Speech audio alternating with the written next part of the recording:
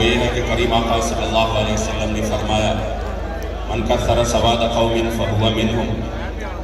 جنہوں نے کسی قوم کی کسی جماعت کی تذکیر کی زیادہ کیا، اپنا وزن اس میں ڈالا، فہو منہم، تو وہ کسی میں ہی سے ہوگا، دنیا میں ہو یا بروز محشر ہو، اسی کے ساتھ اس کا شمار ہوگا۔ لبیک والی خوش قسمت ہے، آج اگر یہ لاکھوں مجمع یہاں پر موجود ہے، اس میں سے ایک بھی بندہ ایسا نہیں ہوگا جو شاید یہ نہ چاہتا ہو، لاکھوں ادھر ہے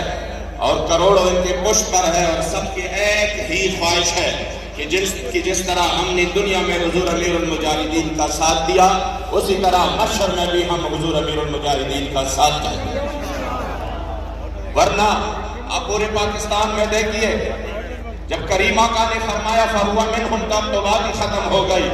اب اس میں توجیہ نکالنا کہ نہیں یہ میری دنیاوی ضرورت تھی، میں اس کے لیے کر رہا تھا، نہیں، کریم آقا نے فرمایا دنیا میں ساتھ رہو گے، آخرت میں بھی ان کے ساتھ رہو گے۔ مجھے بتائے پورے مجمع میں ہے کوئی ایسا بندہ جو کہے کہ میں نواز شریف کے ساتھ ادھر بھی اٹھنا چاہتا ہوں، میں نواز کے ساتھ، یا میں زرداری کے ساتھ، یا میں پرویز مشرف کے ساتھ، یا میں عمران کے ساتھ؟ سب کہیں گے نہیں، اللہ کی پناہ، مگر ہم کہیں گے کہ ہاں ہم حضور امیر المجاہدین کا ساتھ چاہتے ہیں۔ کیوں؟ کیونکہ حضور امیر المجاہدین فرماتے تھے ہم سے حشر چلیں گے شاہ ابرار کے ساتھ، اور قافلہ ہوگا روا قافلہ سالار۔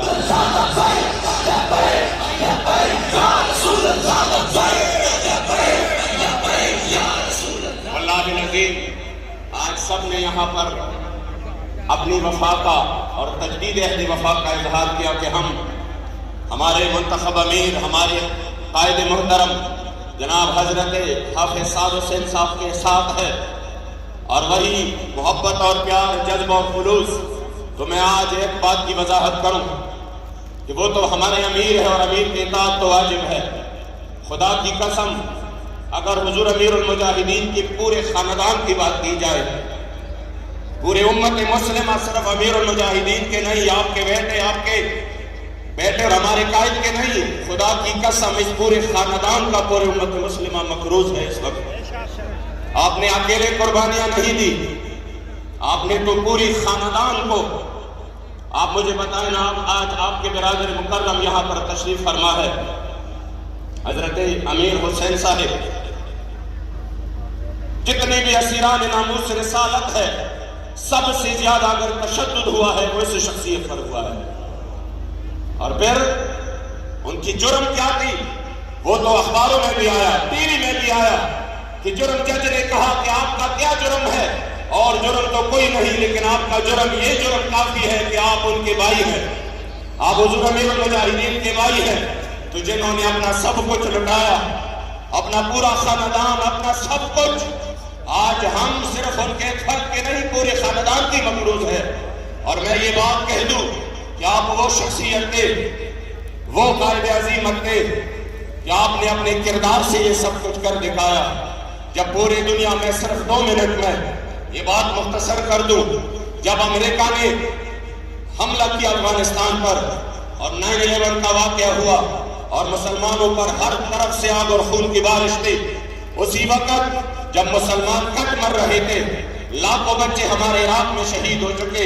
فاسفورس اور کیمیائی ہتھیاروں پر شام میں ہمارے معصوم بچے شہید ہو گئے، کشمیر میں ہماری ماں بہنوں کی عزتیں لٹتی رہی، تب بھی اسی وقت اگر کسی بھی ممبر پر کوئی عالم بیٹھا ہوتا، کوئی مقرر بیٹھا ہوتا، کوئی دانشور ٹی وی پر ہوتا، کوئی اینکر ان سے سوال کرتا، اور کوئی وقت اپنے آپ کو مجدد کہتا، سب کے ایک ہی بات تھی۔ اسی وقت جب مسلمان کٹ مر رہے تھے، سب کے زبانوں پر یہ تھا کہ نہیں، اسلام تو امن کا درس دیتا ہے۔ مسلمان مظلوم ہو کر، کٹ مر کر، وہ پھر بھی ہم ان کو یہ یقین نہیں کرا سکے کہ نہیں، اسلام امن کا درس دیتا ہے اور ہم پرامن لوگ ہیں، پھر بھی باوجود اس کے وہ ہمیں مارتے رہے، پھر بھی ہم ظالم تھے، پھر بھی ہم دہشت گرد تھے، پھر بھی ہم ایکسٹریمسٹ تھے، پھر بھی ہم انتہا پسند تھے۔ جب یہ عالم ہوا اور پھر کچھ صحابہ نے جبہ اور قبہ اور دستار کو انہوں نے اپنے پاس بلایا، صوفی کانفرنسز کی، انہوں نے کہا نہیں، اسلام تلوار سے نہیں پھیلا، صرف اخلاق سے پھیلا ہے، اور اسلام جو ہے وہ آپ اندر اللہ اللہ کرتے رہو، اسلام آ جائے گا۔ تب اسی وقت جب ہر طرف یہ بے حسی جاری رہی، وہ اپنے مشن میں کامیاب ہوتے رہے، تب اس مسجد رحمت للعالمین سے ایک مرد کلندر تھا، اور انہوں نے فرمایا نہیں، جب ہماری عزتیں لٹتی رہے، جب ہمارے بچے کٹ مرتے رہے، پھر اسلام اسی وقت امن کا نہیں، میدان میں نکل کر غیرت کا درس دیتا ہے۔